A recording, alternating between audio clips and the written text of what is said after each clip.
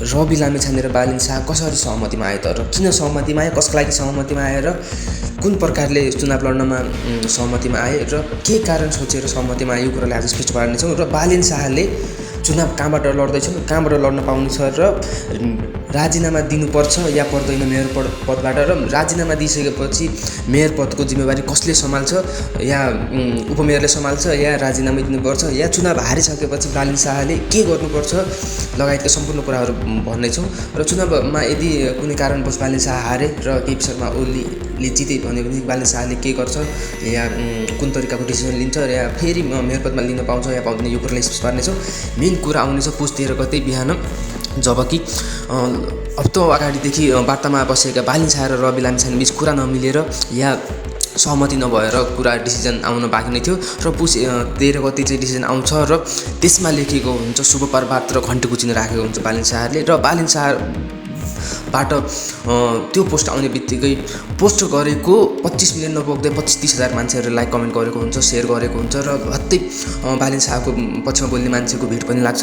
र यो कुराबाट के स्पष्टीकरण हुन्छ भनेपछि रवि लामिछाने र बालिन शाह लगायत अन्य राष्ट्रिय स्वतन्त्र पार्टीका स्टाफहरू र बालिन शाहको फ्यान फ्लोइङहरू एक आपसमा जुटेर सबै एक भएर अब आउने चुनावमा चाहिँ बालिन शाहलाई अगाडि बढाउने र प्रधानमन्त्रीको रूपमा हेर्ने, र रवि लामिछाने भने चाहिँ राष्ट्रिय स्वतन्त्र पार्टीकै सभापति रहने, र रवि लामिछानेले गरेको सम्पूर्ण जोडेको राष्ट्रिय स्वतन्त्र पार्टीको स्टाफ लगायतको कमाएको फ्यान फ्लोइङ लगायतलाई बालिन शाहको अगाडि बढाउनका लागि, बालिन शाहलाई प्रधानमन्त्री बनाउनका लागि सम्पूर्ण रूपमा प्रयोग गर्नेछन्।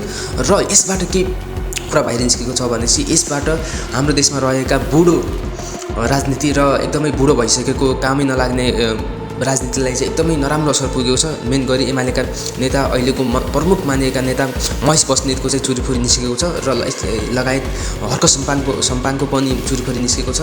र यो बालिन शाह र रवि लामिछानेको सहमति देखेर धेरै मान्छेहरूको जागिर नै जाने, आफ्नो राजनीतिबाट नै राजनीतिको लाइफ नै सकिने, राजनीतिबाट नै हात धुनुपर्ने कन्डिसन आएको छ। मेन गरी एमालेको नेताहरूको लगायत अन्य नेताहरूको पनि, काङ्ग्रेसको र अन्य माओवादीको नेताहरूको पनि थुप्रै मान्छेहरूको जागिर नै जाने र अब कसरी अगाडि बढ्नुपर्छ भन्ने टाइपको कन्डिसन आइसकेको छ। मेन गरी हर्क सम्पाङको पनि राम्रो कन्डिसन आएको छ। हर्क सम्पाङले राष्ट्रिय स्वतन्त्र पार्टीका रवि लामिछाने र बालिन शाहलाई पछाडि खुट्टा तान्नका लागि सोसियल मिडिया लगायत अन्य भिडियोहरू पोस्टर गरिरहेका छन्। यसमा हामी नपरौँ र आफूले चिनेको, आफूले विश्वास गर्ने मान्छेलाई सहमति गरेर राष्ट्रिय स्वतन्त्र पार्टीका सभापति नै रहने रवि लामिछाने रहेछन्, र यसबाट चुनाव लड्नेछन् बालिन शाह, त्यो पनि प्रधानमन्त्री पदको लागि।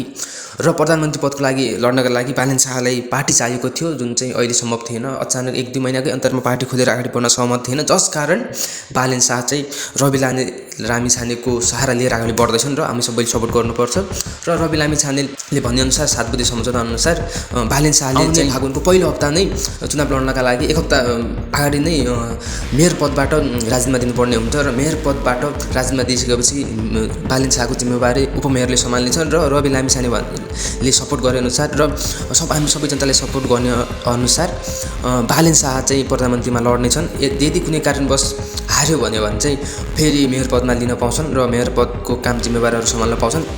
र कुन क्षेत्रबाट लड्दैछन्, मेन गरी झापालाई टार्गेट बनाएको छ, र झापाबाट मेन गरी केपी शर्मा ओली हुनेछन्, र केपी शर्मा ओलीको विपक्षमा बालिन शाह हुन्छन्। र केही वर्ष अगाडिको चुनावमा सागर ढकालले शेरबहादुर देउवालाई कम्पिटिसन दिए जस्तै हुनेछ, र उतिखेर सागर ढकालको परिचर्चा कमै थियो, जसकारण थोरै मतले हार्न पुगे। र अबको आउने चुनावमा बालिन शाहले केपी शर्मा ओलीलाई टक्कर दिँदैछन्, र केपी शर्मा ओलीले पनि बालिन शाहलाई थुप्रै तरिकाले व्यङ्ग्य गरिरहेका छन्, र एमालेका नेता लगायत अन्य मान्छेहरूले पनि बालिन शाहलाई खुट्टा तान्ने र रवि लामिछानेले खुट्टा तान्ने र यिनीहरूलाई सपोर्ट नगर्ने भन्ने टाइपले सोसियल मिडियाहरूमा भिडियोहरू पोस्ट गर्ने, स्ट्याटसहरू लेख्ने आइरहेका छन्। र बालिन शाहले चाहिँ झापाबाट चुनाव लड्ने निर्णय लिएका छन्, र रवि लामिछाने र बालिन शाह बिचको सहमतिलाई चाहिँ 7 बुँदे सहमति भनेको छ, जसमा थुप्रै जिनिसहरूको मागहरू पनि देशलाई स्थिर रूपले अगाडि बढाउने, सुशान्त बनाउने, र अन्य काठमाडौँमा राष्ट्रिय स्वतन्त्र पार्टीको प्रमुख कार्यालय काठमाडौँमा नै रहने र बालिन शाहलाई यसको प्रधानमन्त्रीको पदबाट लड्न दिने भन्ने अन्य कुराहरू 7 बुँदे सम्झौतामा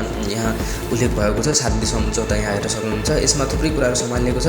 अहिले त केही कुराहरू कमै 7 बुँदे सम्झौता मात्रै भएको छ। अब बालिन शाहले चुनाव जित्ने हो र अगाडि बढ्ने हो भने चाहिँ यसमा थुप्रै कुराहरू थपिनेछन्, जसमा बालिन शाह अब राष्ट्रिय स्वतन्त्र पार्टीमा नै आबद्ध भइसकेका छन् भनेपछि अबको सबै युवाहरू र राष्ट्रिय स्वतन्त्र पार्टी लगायत अन्य थुप्रै युवाहरू राष्ट्रिय क्षेत्र पार्टी भएर अगाडि बढ्नेछन् र बालिन शाहलाई सपोर्ट गर्नेछन् भन्ने आशा छ।